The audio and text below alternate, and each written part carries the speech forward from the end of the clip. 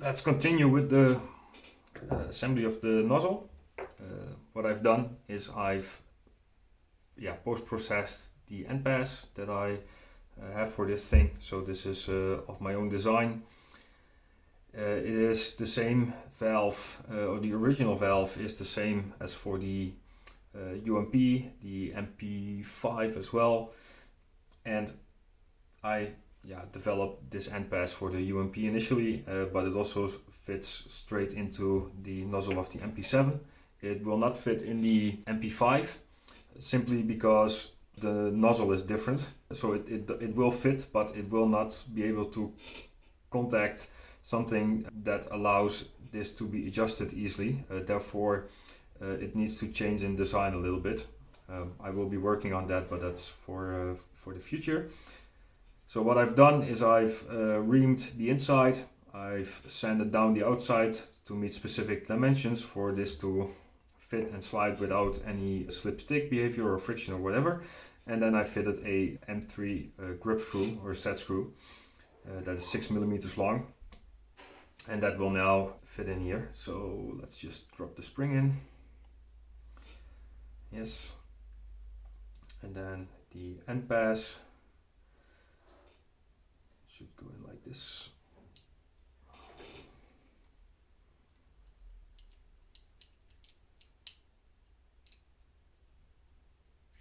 I'm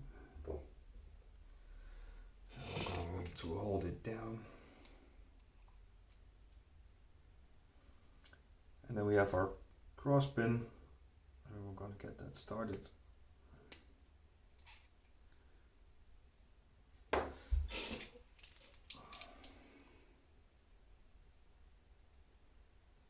Yeah, it's looking good.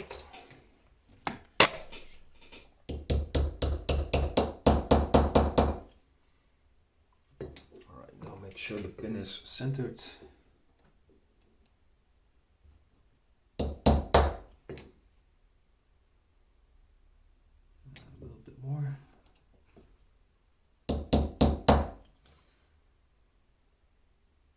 Yeah, like that's perfect.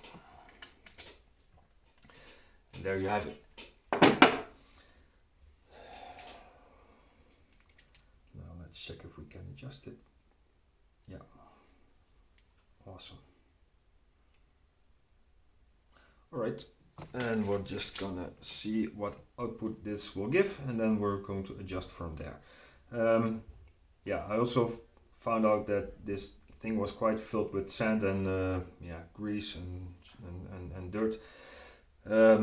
He got a lot of sand in this thing, so we're going to have to fully clean that. I also noticed that the bolt has a pretty major casting defect. You can probably see that ridge right there. That's pretty significant. Yeah. So the way VFC designed the bolt is actually pretty okay. Unfortunately, they should have left more material which they can then machine out, because that is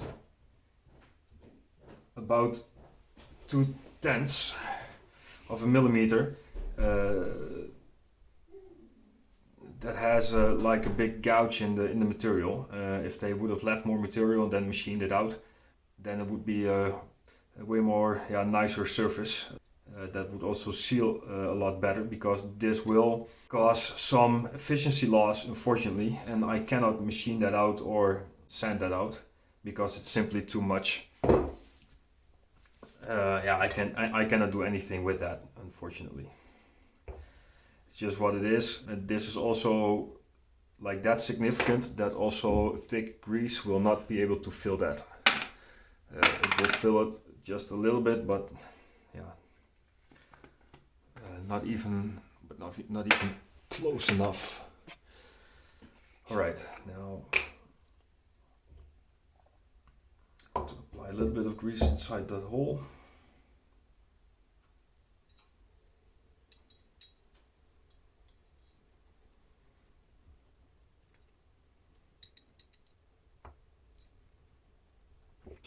And then I need something to distribute that around.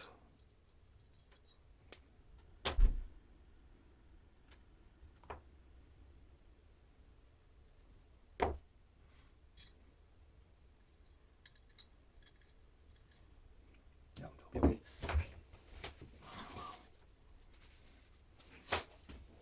And then some on the O-ring.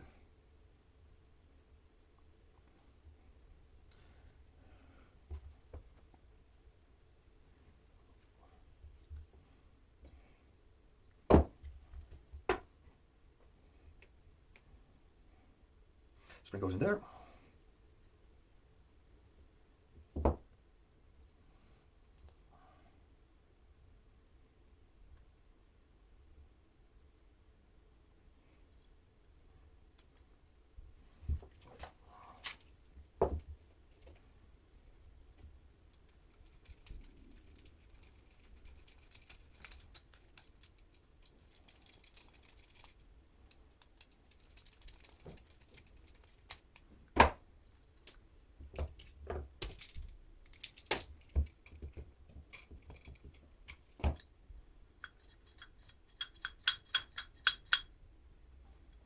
For whatever reason, I don't think it is seating perfectly, so give that a small tap. No,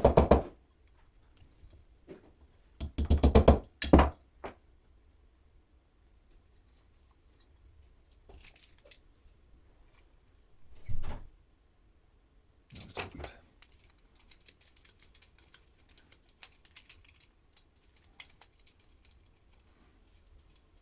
So now the nozzle stop is not flush with the surface, and it should be, so I'm not sure why.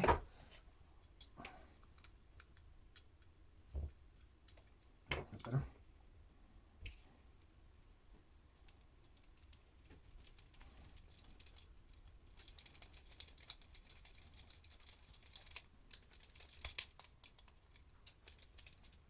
All right.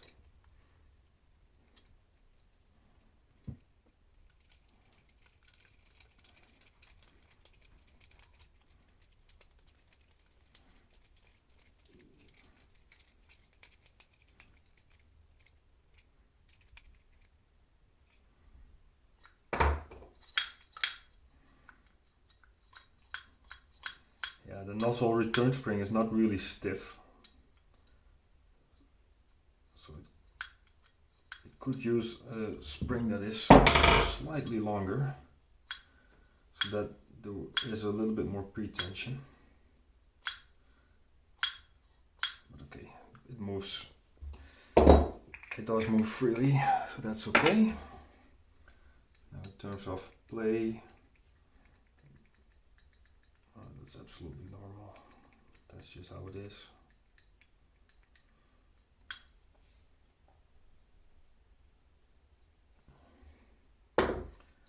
Alright, so that's it for the bolt.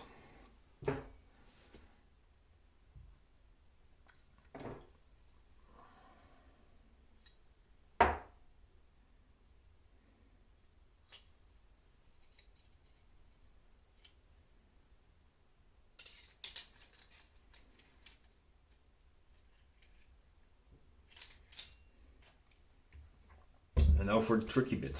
First going to take this thing off. So I already loosened this off camera before I just start recording again. But as you see, it has regular threads.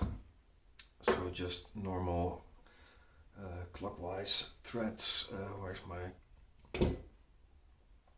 And that's probably M12 times 1.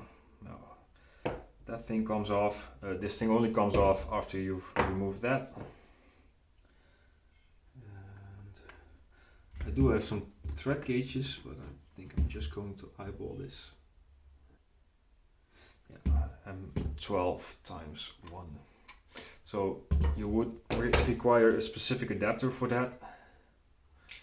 Okay, cool. Then it's time to take the selector levers and the spring, the trigger out. We do need a tiny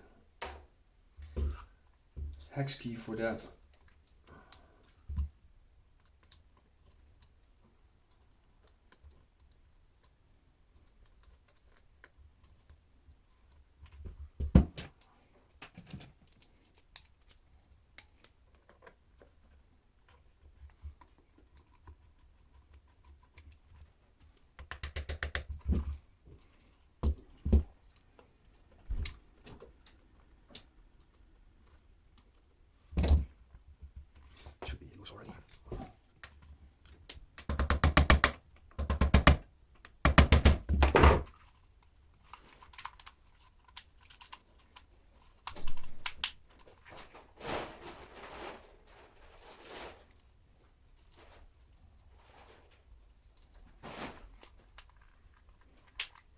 should be out.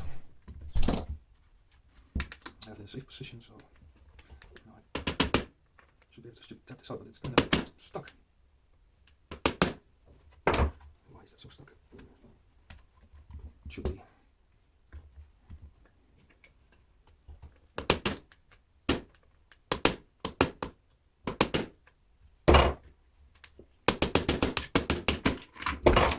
There it went. Yeah, the grub screw was fully out, it's just a tight fit. So I'm going to screw this in just a little bit more, just so that I don't lose it.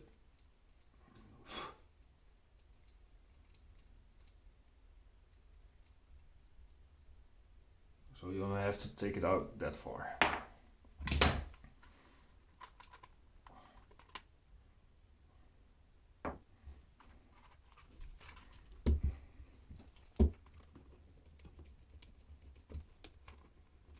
This one's much looser. That's okay.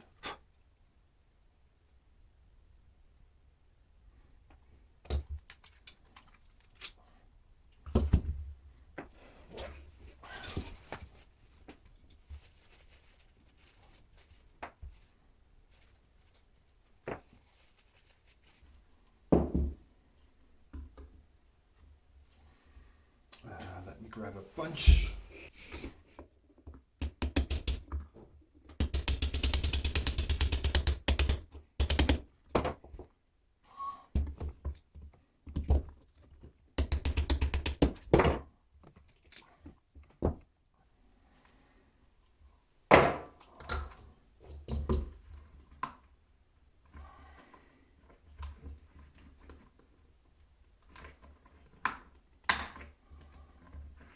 And then you kind of push up and forward, and then it needs to say click, because this last part needs to clear the body. That's why this kind of stuck in there, and same way as for getting it back in. So now everything should be free. I think I have to, so yeah, now it's loose.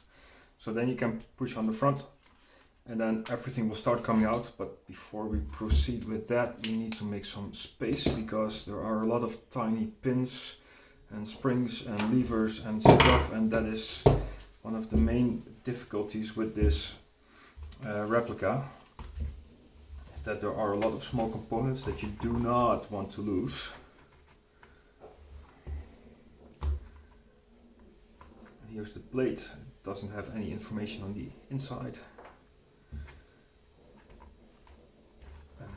Kind of gets, no, it doesn't yet, and I'm really going slow so that those springs and stuff will not fly out. I can just start pulling on the body very slowly, and then it comes loose, just like that. And nothing has jumped out.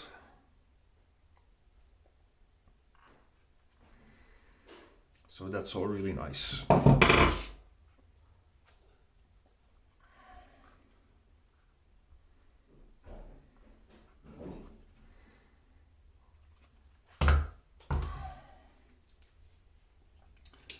Oh, I heard something click, yeah.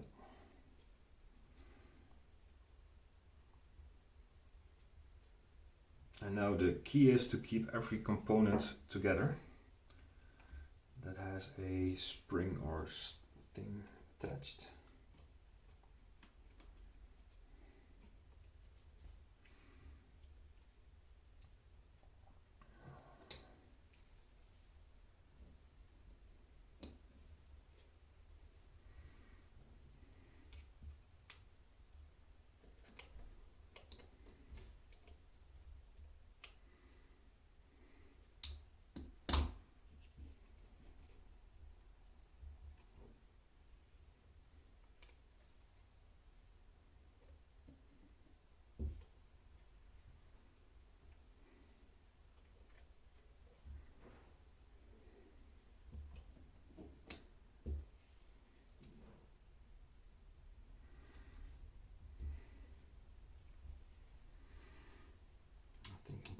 That one in if I need to get it out because I need to split everything.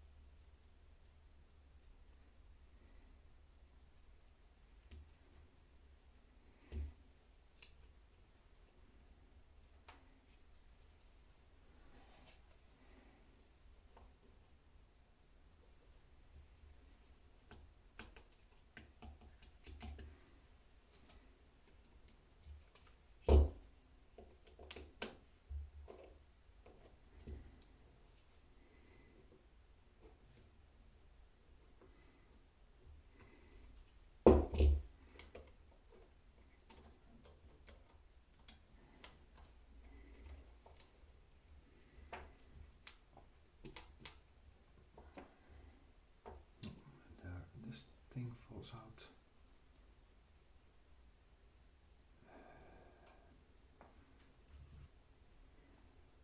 Yeah, I have to now check in the video which spring went where because I'm not sure anymore, but it will be okay.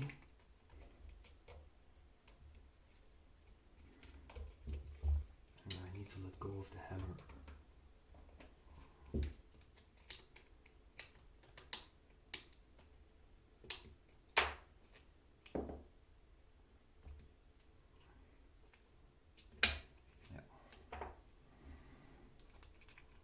So that's the hammer released.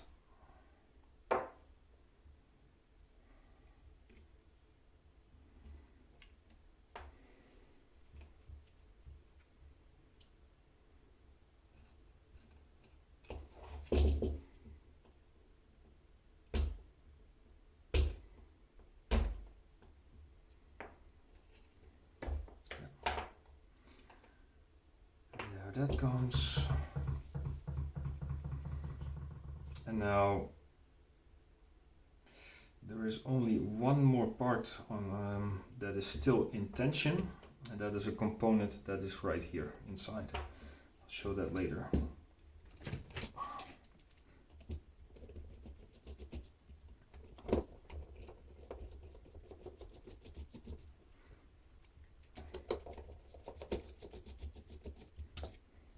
And these screws have different lengths, so I'm also going to lay these out in a similar pattern as they're going in, because that will be easier when we're going to reassemble this. Alright.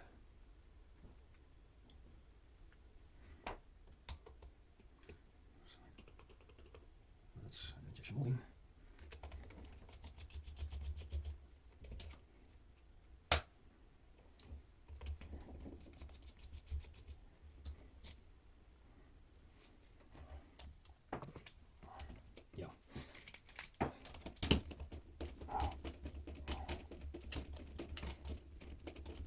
It's been a while since I've taken one of these apart.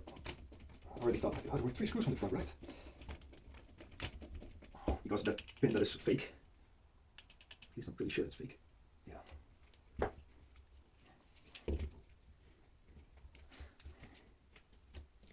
Yeah, that's going loose.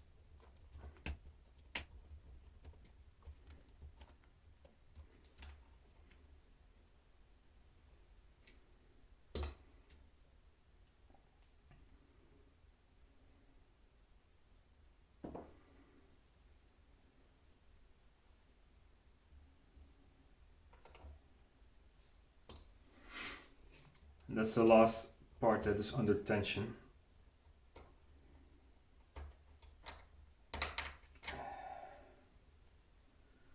Alright. It's also important to remember how that goes in. Okay. Yes, we are still recording.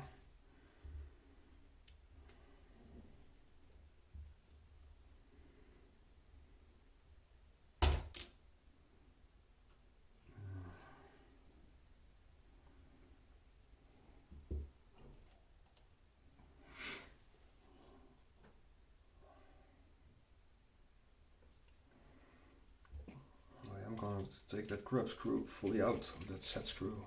It will be easier. Okay. So this thing will require a deep clean because there is sand and shit everywhere, as you can see. And then we're going to take the hop-up chamber apart. I'm also going to be doing that off camera because I have to clean everything. Yeah, this is steel insert, so this is new with respect to the V2, as you can also see right there. The V1 didn't have this. But yeah, the hop-up, that's still the same as with the V1. We are going to check if we can improve that hop lever. This is also really dirty. So I will do a deep clean off camera, and after that we're going to continue again. Alright, I'm also going to clean the inside of this body because that will have to happen as well. Alright.